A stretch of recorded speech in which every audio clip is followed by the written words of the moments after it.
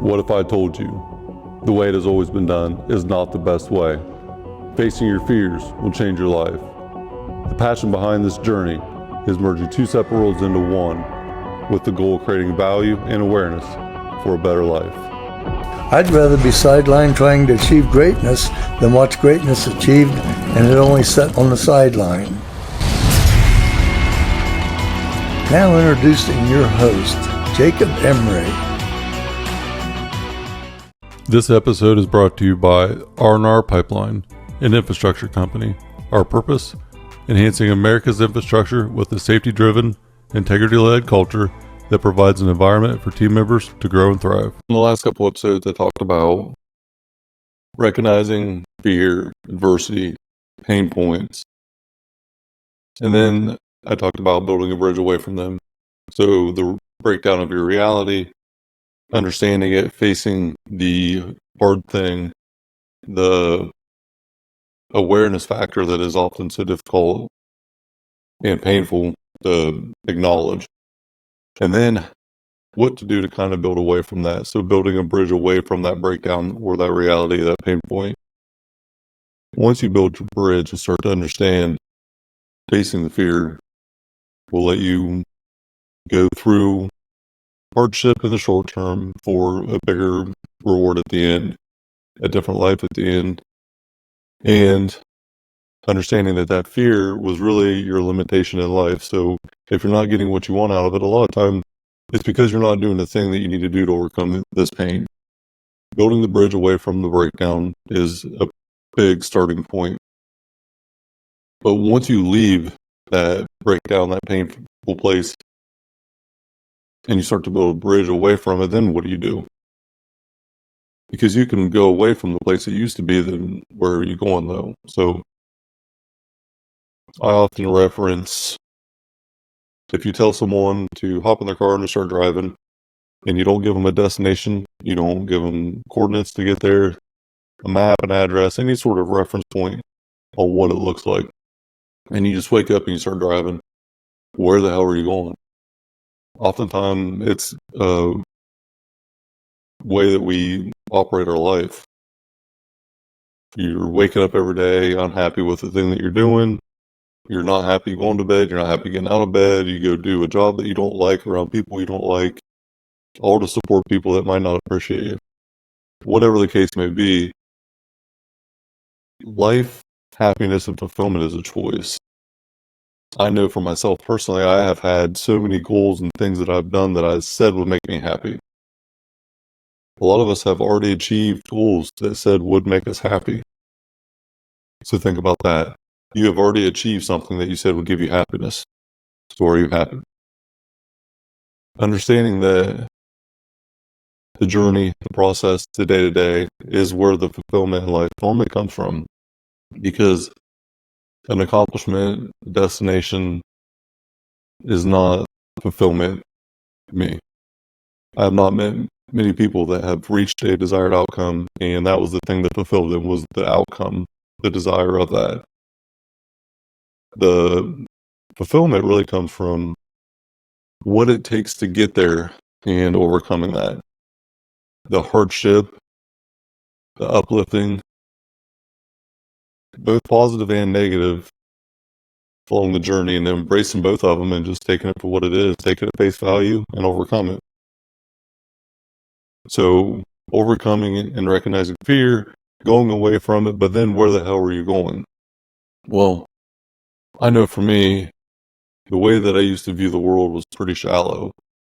I looked at the world like a 2-lane highway, and I could not see anything more than this 2-lane road, these 2 lanes of highway, and I had tunnel vision. What did I do to break out of that tunnel vision though? Because oftentimes the tunnel vision's forever, but it doesn't have to be. So I realized, man, this thing that I said would make me happy hasn't made me happy yet. The accomplishment of buying Armor Pipeline should have been the thing that made me happy, and I felt nothing of it. But why? And when you bridge away from the place you don't want to go, it's hard to recognize the place you do want to go sometimes, but it's pretty simple to figure out. when you're bridging away from the old place, the environment, the pain, you have to map out what you want your life to look like. What does your perfect day look like? If I said, describe your perfect day to me, what does tomorrow look like?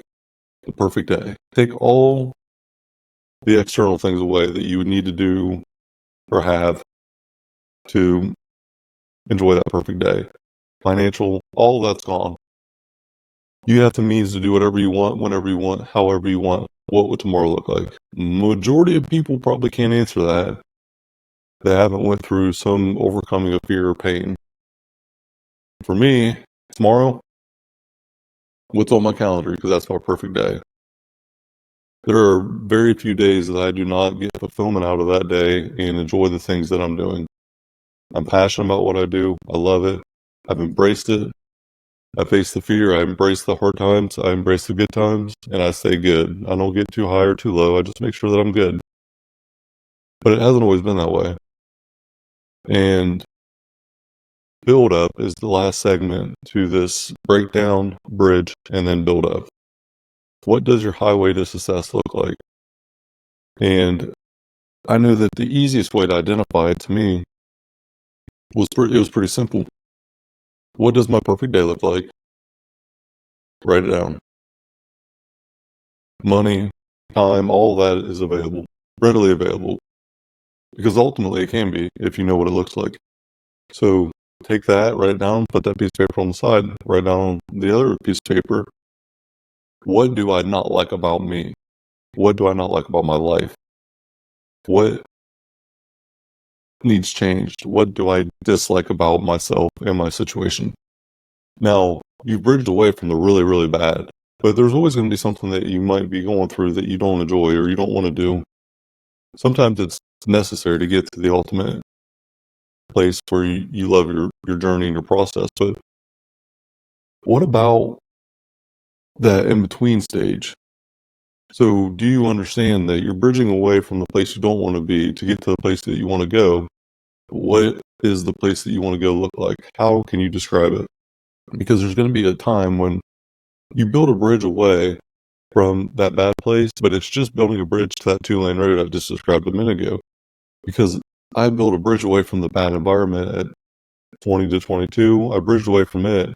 And at 23, I created a different lane, a different viewpoint. But I still had a very shallow perception of the world. 2-lane road was probably all I had until I was 28 or 29. Because I knew there were more lanes out there, I just didn't understand how to be able to see them. So I took time and analyzed my life from a third-party perspective and then just simplified it. What is the realization for me that, I set out this big, hairy, audacious goal or a BHAG at 22 to buy R&R by 30, but then it happened. Well, then what's next? So that's probably why the fulfillment wasn't there. So the build-up is the last phase of this, the highway to success. What are you building up to have your highway to success and fulfillment be in place? And I had to connect the dots. I had to look at the things in the past that gave me fulfillment and the things in the past that depleted me of positivity, depleted me of energy, consumed me with no return on investment. What takes and doesn't give back to you? Unfortunately, the reality is some of them things might be very important in society perspective, but they might be draining your energy to the point they can no longer be a part of your life. Whether it be certain friends, certain family members, certain people might just have to go, and that just might be the reality of it. If someone's taken from you and not given back, then why are they in your life? Because if they were that person that meant that much to you, then that feeling should be mutual. And if that feeling is mutual, like it should be, then they shouldn't be consuming you and just taking.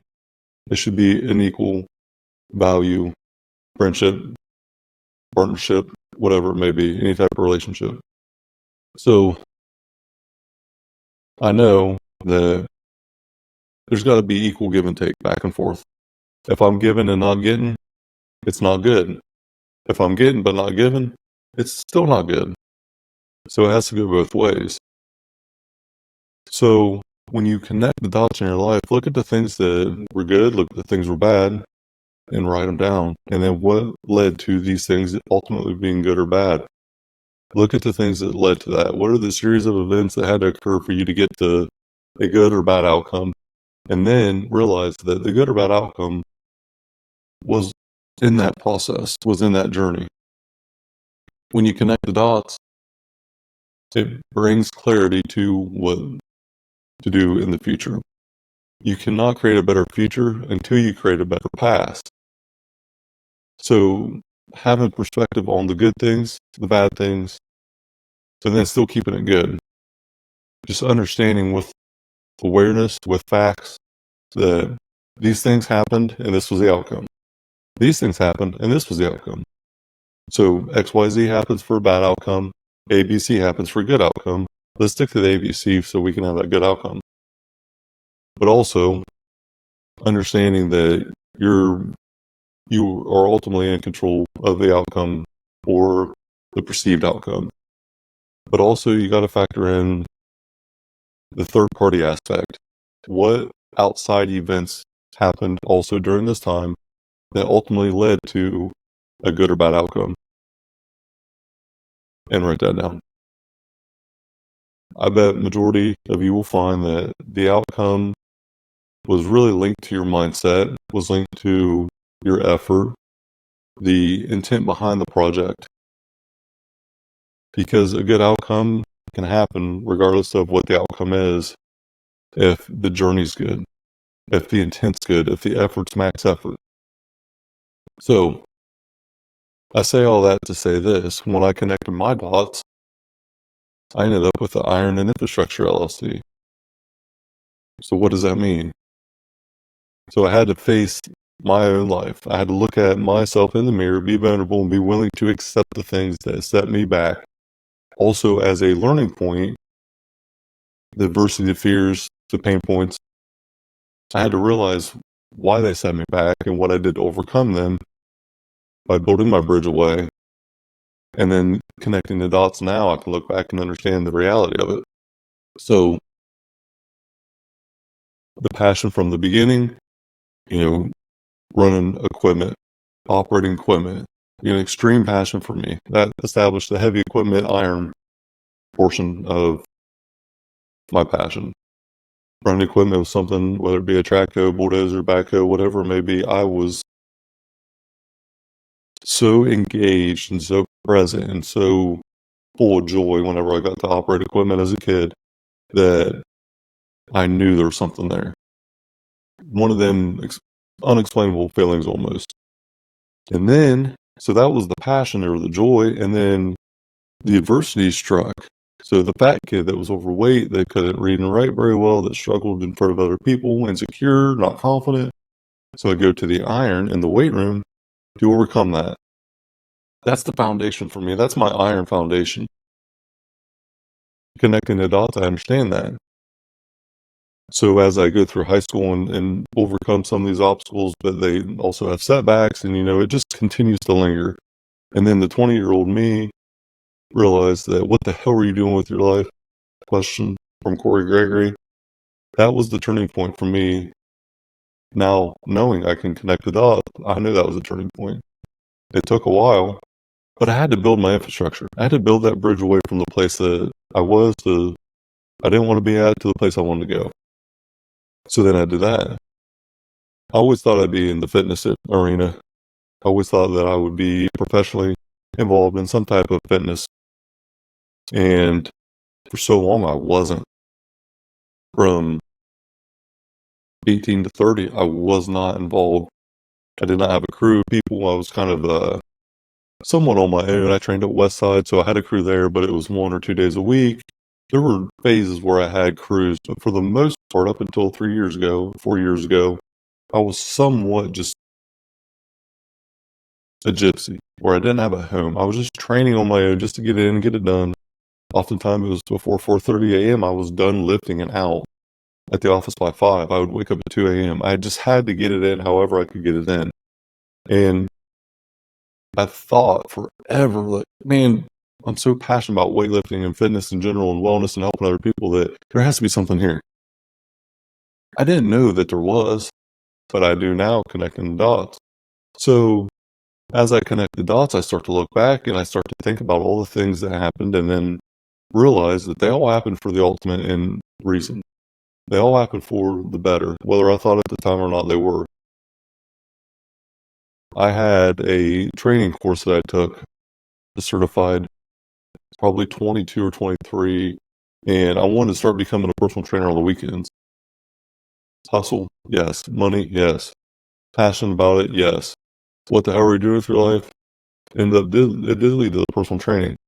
And I don't even know if Corey knows this or not, but I applied for this Nesta certified. It came on a CD. I did the course, the training, and I went and took the test. And when it had been discovered that I was looking to do more in my career path than just this one thing at R&R Pipeline, when I had discussed it with other people in my life, it became pretty clear to me that I either had to make a choice between being a pipeliner or being a fitness guru or personal trainer. And I was given somewhat of an ultimatum in a roundabout way. And to this day, I think about how grateful I am for this experience. So after the discovery of the test the night before, after speaking about my intent with the weekends and whatnot, how it would have no impact on our pipeline in my current state, I found out that I had to make a choice professionally. I had to go all in on one, but not both. And confusion was definitely at a high, but I didn't know what to do. So after taking the test, I passed the test. I take the test. I make a phone call. So what did you decide to do? Are you going to be a pipeliner or a personal trainer? And to this day, it's something that's never been discussed, but I decided that I would be a pipeliner then because I failed the test. So I didn't tell the truth because I didn't think it was necessary at the time. I failed the test. It wasn't out for me. Even though I didn't fail the test, I actually passed the test. But I said I failed and then pursued my pipeline career. Connecting the dots, amazing choice, experience. I'm grateful for it because it happened for me, not to me. Then I didn't understand, but now I do. So I continued to pursue my passion with our pipeline and connecting the dots once again now buy our pipeline at 30, like I set out to do shortly after that. So I buy the company, and then not long after, Corey calls, hey, have an opportunity max effort if you're interested. So within probably less than 1 solid year time frame, the purchase of our pipeline was done, and I became a shareholder of Max Effort Muscle. And I merged my foundation from my youth together within my business and my professional career by owning R&R and owning part of Max Effort. And I didn't understand then that it was setting me up to expand my highway in unprecedented ways. So I knew that my passion for pipelining, so I'm a pipeliner and a weightlifter, and them two things just collided head on in my world. Well, it's apparently not very common, and now I know that, but it just kept sparking these different, passions, building that highway. And I just started to understand that, man, I'm building this highway for where I want to go, but I'm ultimately driving down two different roads in two different ways. I'm in two cars and I'm not in one. And with fitness and wellness, it's a passion driven, it's a marketplace provider to help people change their lives. What if I take that thought process into the pipeline world? What if I merge my worlds together and help other people that way? kind of out there, but it's not. So not long after, maybe a year or two of just kind of sitting that on the back burner, just unconsciously thinking about it, the Pipeline of Prosperity was built. The idea for it came out. And it's still under development, but where it started and where it's at now is not light years difference. It's such a big program now in comparison to what it started as. But then what? How can I reach people and try to help them in this industry? How can I maybe shave some years off of pain for pipeliners in general, blue collar workforce, anybody in construction, because it's bad. The understanding of basic general health, and then the overspending, unnecessary spend, the financial setbacks because of all this unnecessary habits formed from a young age. It's completely unnecessary. And if I can make an impact to help people financially by saving money, help them physically and mentally by their wellness and their health that are in this industry, there's something there. So connecting the dots comes to the iron and infrastructure. I'm merging myself, who's iron built, with heavy equipment and weightlifting, and my personal infrastructure, is how that was built. How the iron built my infrastructure is something that I can share and hope that it can help you out. So, connecting the dots of R&R Pipeline, Max Effort Muscle, my two passions came head on and collided, and I realized the iron and infrastructure business is just that. It's merging two worlds together to help provide value and hopefully awareness for other people that may or may not understand it, but are willing to face their pain and fear and overcome it. So now looking back, connecting the dots, this is my platform to be me and be authentic and raw, all while facing one of my biggest fears from childhood. To think even a year ago that I would be sitting here looking at a camera with no fear, not afraid, and not feel my heart race, my hands are not shaky. See this? They're shaky there. They're not shaky. I'm good. Holy shit, is that powerful? Because I face my fear. I take my shirt off every day just to look at myself in the mirror and say, you know what? I'm not scared. And the ultimate reality is I don't care about the outside perception. I care about my perception of myself. Huh. That's pretty damn powerful. Look back at your life. What were the key triggers to bad outcomes, the key triggers to good outcomes? What's your foundation look like? What's your pain point, your adversity? What are your setbacks? Build your infrastructure with a bridge away from that breakdown of pain. And then understand what your perfect day looks like and build your highway. And you never stop building your highway. But building the highway is the fulfillment part. That is the joy. The highway to success, the highway itself is what success is. And understanding what success looks like in the journey ahead will become a life-changing event. When you can correspond the things that you want in life and look at your perfect day, the clarity about life becomes so much more real. So, what do your perfect days look like?